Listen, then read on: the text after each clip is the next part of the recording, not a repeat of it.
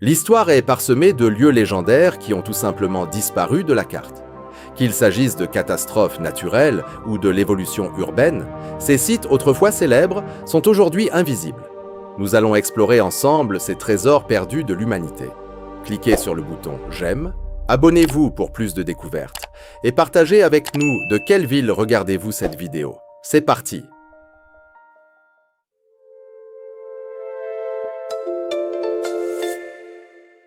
8. Les terrasses roses et blanches de la Nouvelle-Zélande. Avant même l'existence des parcs géothermiques modernes que nous voyons sur Instagram, la plus grande icône de la Nouvelle-Zélande était les terrasses roses et blanches. Beaucoup de gens à l'époque appelaient cet endroit la 8e merveille du monde naturel. Et ce n'était pas pour rien, vous savez.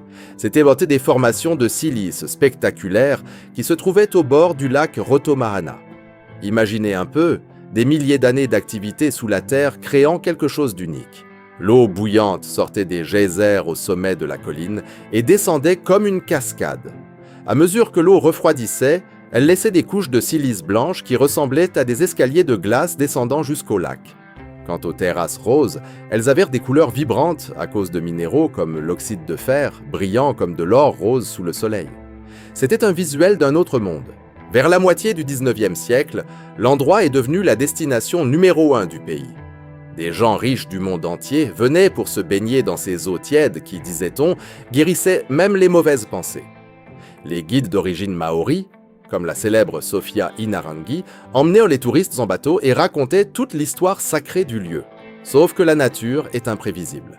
Le 10 juin 1886, le mont Tarawera est entré en éruption avec une force absurde. L'explosion a été si forte qu'elle a fendu la montagne en deux, projetant de la lave et des cendres partout. Des villages entiers ont disparu, beaucoup de gens sont morts et les terrasses ont simplement disparu au milieu du chaos. Pendant plus de 100 ans, tout le monde a cru que tout avait été pulvérisé. Récemment, des chercheurs ont utilisé des sonars au fond du lac et ont trouvé des parties submergées, mais cet éclat et l'expérience de marcher là-bas sont partis pour toujours. Aujourd'hui, on peut visiter le village enterré de Te Wairoa, qui est resté préservé dans les cendres exactement comme Pompéi, mais les terrasses restent l'une des pertes les plus tristes de la géologie. C'est un déchirement de penser qu'un décor aussi paradisiaque a été balayé de la carte en une seule nuit de fureur de la nature. 7. La citadelle de Kowloon à Hong Kong. Nous avons déjà commenté cet endroit auparavant, mais il est tellement bizarre qu'il mérite d'être ici. Pendant une bonne partie du XXe siècle, la citadelle de Kowloon a été l'un des endroits les plus bondés de monde sur la planète Terre. Située à Hong Kong, elle a commencé comme un fort militaire chinois là-bas sous la dynastie Qing, mais elle est devenue un désordre juridique après que le Royaume-Uni a pris le contrôle des nouveaux territoires en 1880 d'Extuit. Comme aucun des deux camps ne voulait assumer la responsabilité de s'occuper de là-bas, la zone est devenue une terre sans loi. Avec le temps, beaucoup de gens s'y sont installés, et le fort original s'est transformé en une ville verticale de 26 000 mètres carrés de pur chaos. Dans les années 50, la citadelle était si pleine d'immeubles, certains avec 14 étages, qu'ils étaient construits collés les uns aux autres. Le soleil n'atteignait presque jamais les étages du bas, c'était l'obscurité totale. Il n'y avait pas de code de construction, pas de règles pour la lumière ou l'eau, et le gouvernement se tenait loin de là. On estime que plus de 33 000 personnes y vivaient dans les années 80, ce qui donnait une densité de plus d'1 100 000 personnes par kilomètre carré. C'est énormément de monde ensemble, vraiment. Malgré sa réputation d'être un repère de crimes et de cliniques médicales clandestines, la ville fonctionnait comme un écosystème propre et très curieux. Les familles vivaient dans des appartements empilés n'importe comment.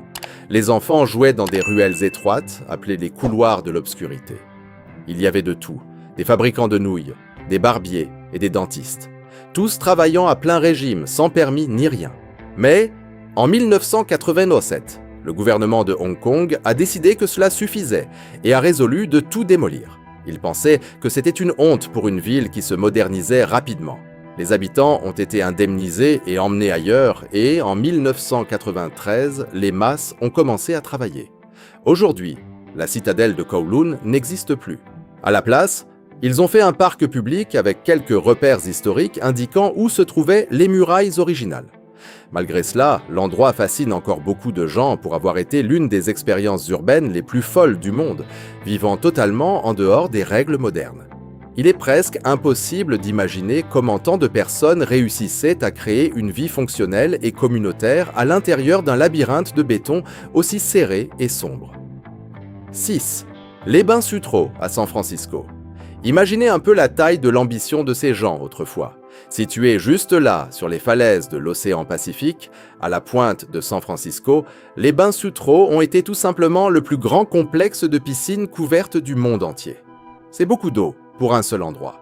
Inauguré en 1896 par l'ancien maire et homme d'affaires Adolphe Sutro, ces thermes étaient le pur jus de l'optimisme de la fin du XIXe siècle.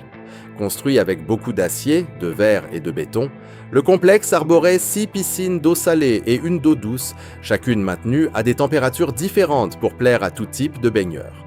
Le plus incroyable était que l'eau venait directement de l'océan pendant la marée haute, grâce à un système génial capable de faire circuler plus de 5 600 000 litres d'eau en seulement 1 heure. C'est une ingénierie à couper le souffle encore aujourd'hui. Le bâtiment principal faisait presque 152 mètres de long et les piscines se trouvaient sous un toit de verre gigantesque, créant ce climat agréable de serre.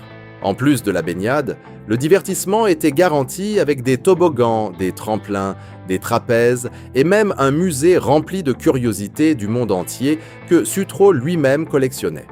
Avec une capacité de plus de 10 000 personnes, l'endroit avait encore des galeries pour les spectateurs, une salle de concert et plusieurs cafés. Le lieu a été la destination favorite des familles travailleuses pendant des décennies. Mais, comme tout n'est pas rose, entretenir un géant pareil coûtait une fortune. Avec l'apparition de nouvelles options de loisirs et le départ des gens vers la banlieue après la Seconde Guerre mondiale, le public a commencé à disparaître. En 1966, ils ont prévu de tout abattre pour construire des immeubles d'appartements luxueux, sauf qu'avant que la démolition ne commence vraiment, le désastre est apparu. Un incendie mystérieux a commencé et a détruit tout l'intérieur en bois rapidement. Beaucoup de gens ont suspecté un crime, mais rien n'a été prouvé. Le bâtiment était devenu cendre et les plans des appartements sont tombés à l'eau. Aujourd'hui, ce qu'il reste sont des ruines poétiques. Des murs en béton et des restes de fer rouillé résistent encore au bord du Pacifique. Le site fait maintenant partie d'une zone de préservation et sert à nous rappeler une époque où l'architecture était faite pour être grandiose et accessible à tous. Même en ruine, l'esprit de San Francisco continue de vivre là, dans ces pierres. C'est fascinant de voir comment un endroit aussi grandiose a disparu en un clin d'œil. Visiter ces ruines aujourd'hui apporte une sensation de nostalgie pour un temps de loisir qui ne reviendra plus. 5. L'original Metro-Goldwyn-Mayer Grand Hotel et Casino à Las Vegas. Vous n'avez pas idée du luxe qu'était cet endroit pour l'époque. Quand le Metro-Goldwyn-Mayer Grand original a ouvert ses portes le 5 décembre 1973, il était tout simplement le plus grand hôtel du monde entier. Idéalisé par le magnate des casinos Kirk Kerkorian, l'œuvre a coûté plus de 100 millions de dollars et a été pensée pour être le complexe le plus théâtral et luxueux que la célèbre strip ait jamais vu. Avec plus de 2000 chambres et 2 théâtres gigantesques, le Metro-Goldwyn-Mayer était la personnification du glamour exagéré de Las Vegas.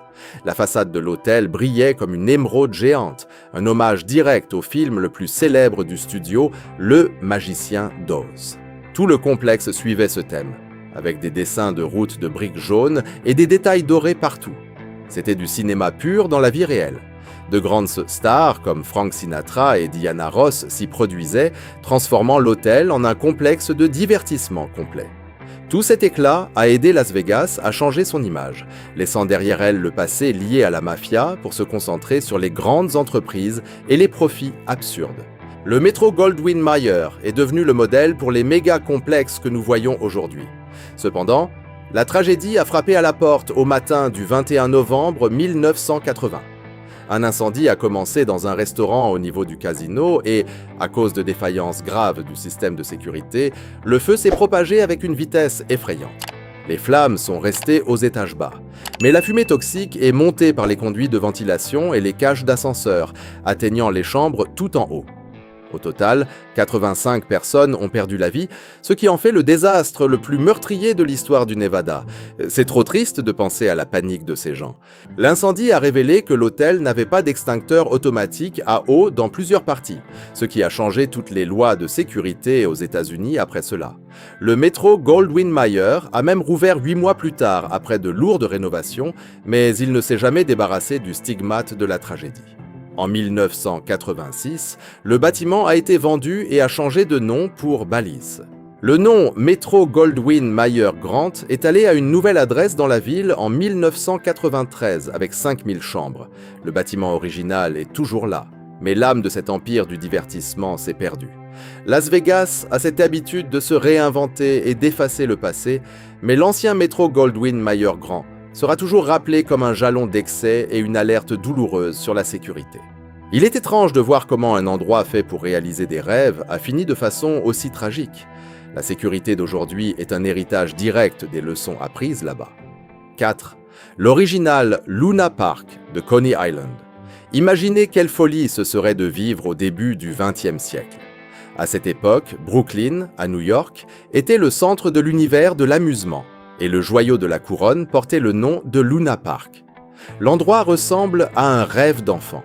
Inauguré en 1903 par les entrepreneurs Frederick Thompson et Elmer Skip Dundee, le Luna Park n'était pas seulement une petite fête foraine de quartier de plus, il était un véritable spectacle de fantaisie qui servirait d'inspiration pour des parcs tout autour du monde entier pendant des décennies. Vous savez cet éclat dans les yeux ? Le parc original a été construit là où se trouvait auparavant le Sea Lion Park, mais d'emblée, il s'est distingué par une combinaison inédite de technologies de pointe et de design artistique. Quand la nuit tombait, les tours, coupoles et minarets du parc s'éclairaient avec plus de 250 000 ampoules électriques. Pensez bien, c'était un spectacle de lumières absurdes, à une époque où beaucoup de maisons américaines ne rêvaient même pas encore d'avoir l'électricité. Nous serions restés bouche bée. Les visiteurs étaient éblouis avant même de franchir la porte d'entrée. Le Luna Park offrait des attractions, des spectacles secondaires et des expériences immersives faites sur mesure pour laisser n'importe qui pantois. Il y avait d'un peu de tout, des promenades en gondole sur des canaux vénitiens jusqu'à des reconstitutions de désastres célèbres comme l'éruption du mont Vésuve avec feu et fumée réels. Imaginez la chaleur de ce volcan de décor. Il y avait même un tour en sous-marin simulé et un chemin de fer panoramique gigantesque qui serpentait à travers des montagnes artificielles et des tunnels élaborés. L'une des attractions principales était le voyage vers la Lune, un tour de fantaisie construit à l'origine pour une exposition en 1901. Il emmenait les invités dans un voyage imaginaire à bord d'un aéronef jusqu'à la Lune, où ils pouvaient marcher sur des paysages lunaires et rencontrer des gens de la Lune fictifs.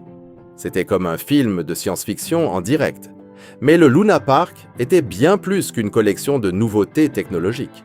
Il a été un phénomène culturel sans précédent.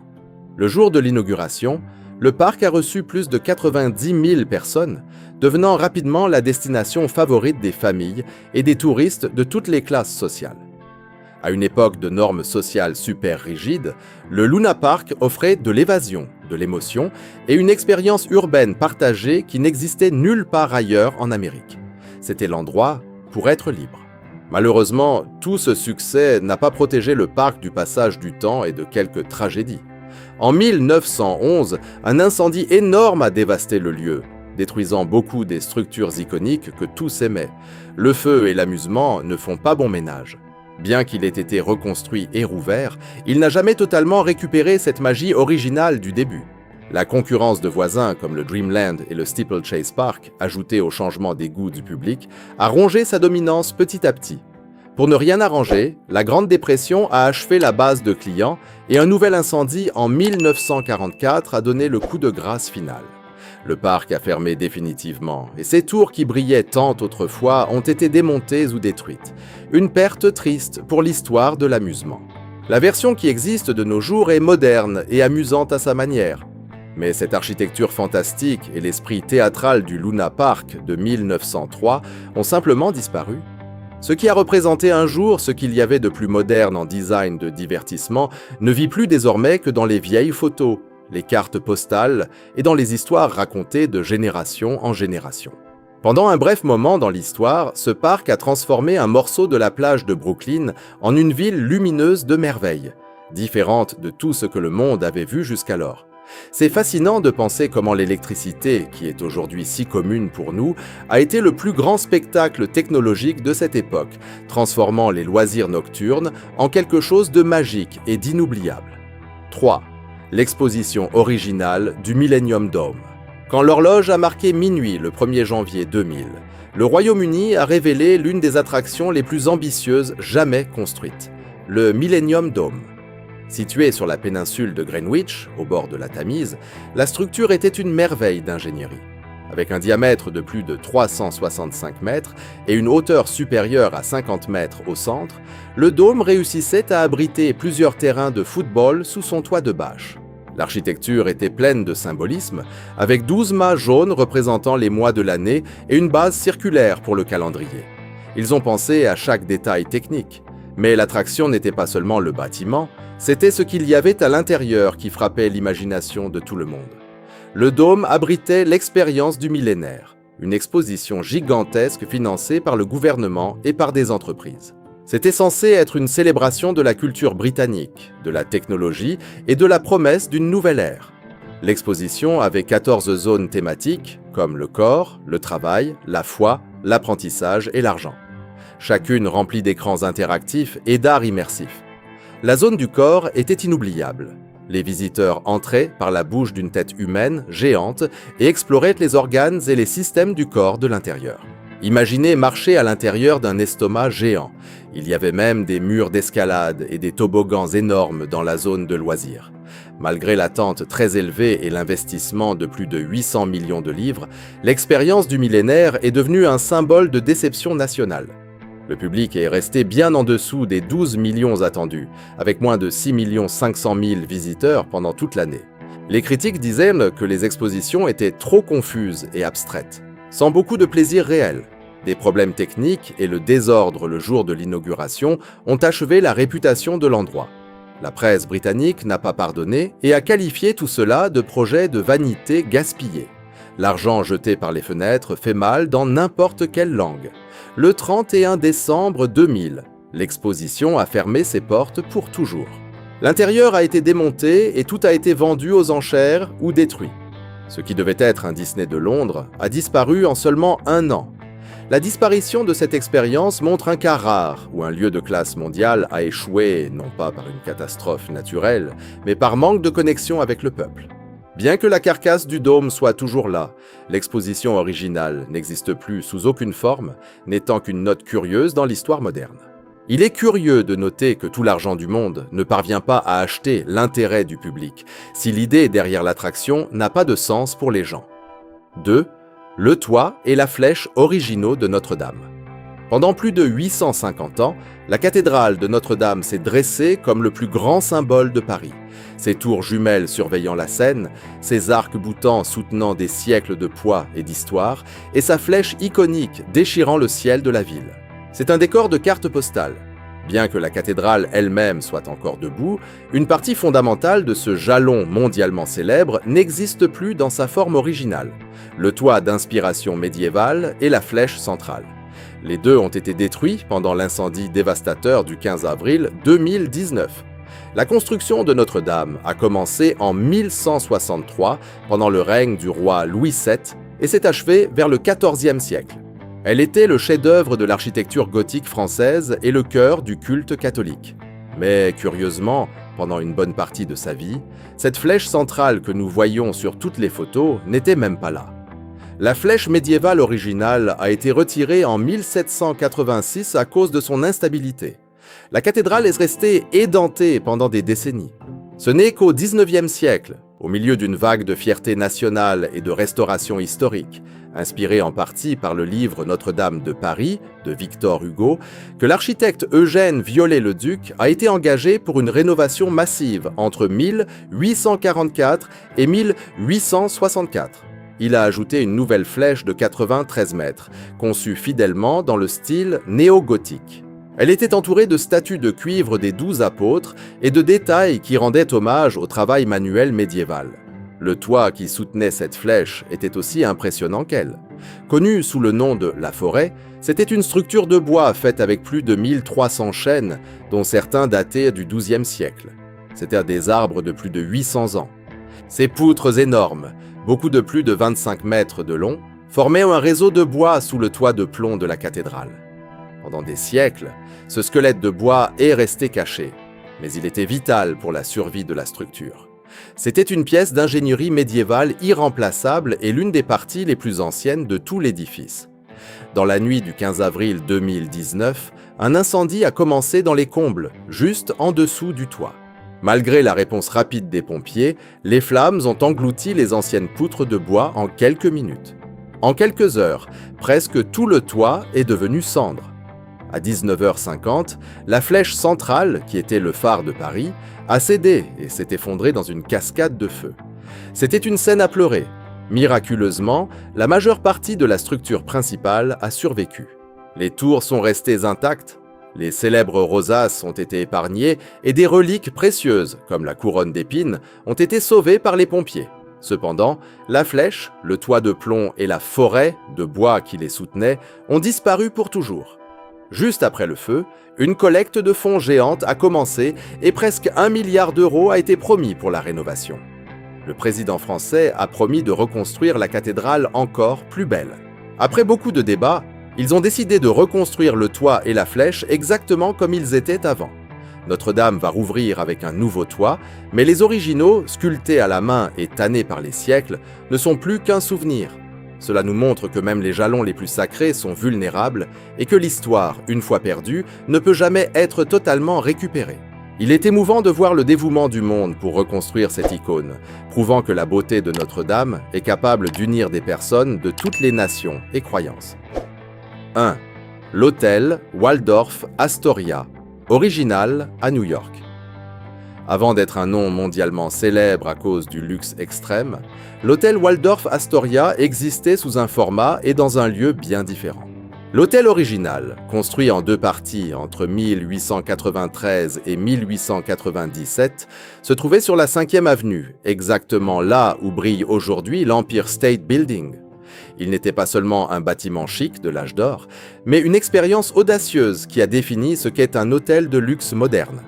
L'histoire a commencé par une dispute entre cousins. William Waldorf. Astor a construit la première partie en 1893. Seulement 4 ans plus tard, son cousin John Jacob Astor IV a érigé l'hôtel voisin, l'Astoria.